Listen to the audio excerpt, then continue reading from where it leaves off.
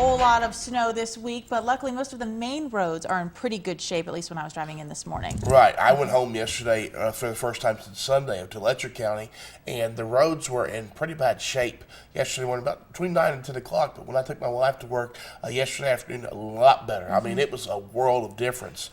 So just kind of keep in mind that it may take the crews a little while to get to your road. I know a lot of folks were sending pictures in yesterday. They've not even been by our road. There's so many roads and so much snow that those crews, I know they're working hard trying to get those roads cleared. And I mean, yesterday it was amazing the difference a couple of hours made. I mean, I left early from my story yesterday to make sure that I had enough time, and I probably could have used a little more time because I know that the road was passable, but not as much as I would have liked it to have been, but almost completely clear on the way back from Letcher County yesterday. Right, so just be careful. There's still a few spots, even on the main roads, where you just can't completely get it clear. And we're going to see the snow start to pile back up on it again today, unfortunately. Live pinpoint Doppler radar this morning. Snow filtering in from west to east. Moorhead, we know, is seeing snow. We know London and Somerset are seeing snow based on observations. Manchester, I would say, seeing some snow.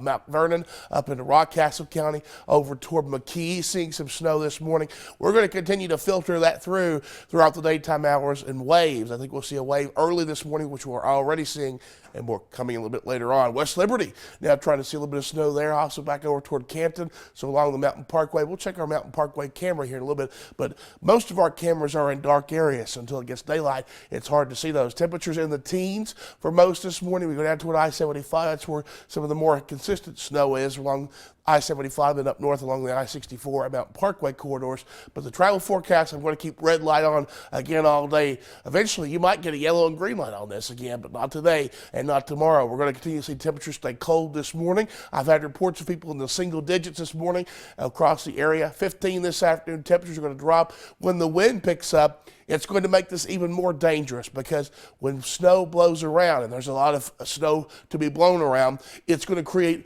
visibilities that are so much lower. And visibility is how far you can see in front of you. So if you can't see too far in front of you, that makes driving dangerous. The last 6 hours starting to crank in here, big picture. We're going to see that continue to push through. Once this is gone, we get a bit of a break, but it's going to take a little while to get through here. Future view for today. We push all this snow in and then push it out by late this afternoon, early this evening.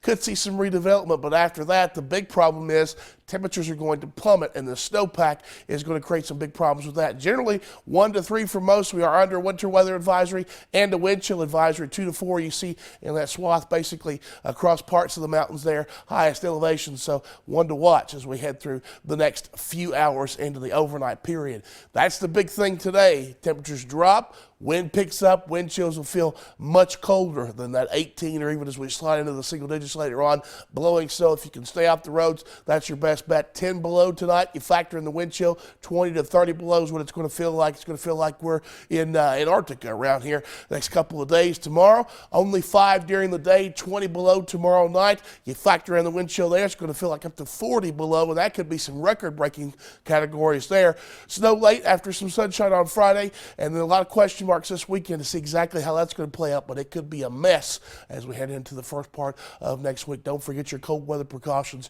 Protect your pipes, especially tonight and tomorrow night. Protect your pets and protect yourself. Layers, and make sure that you cover all exposed skin and limit your time outside, especially with those wind chills. Fourth and final check of the refrigerator real quick this morning.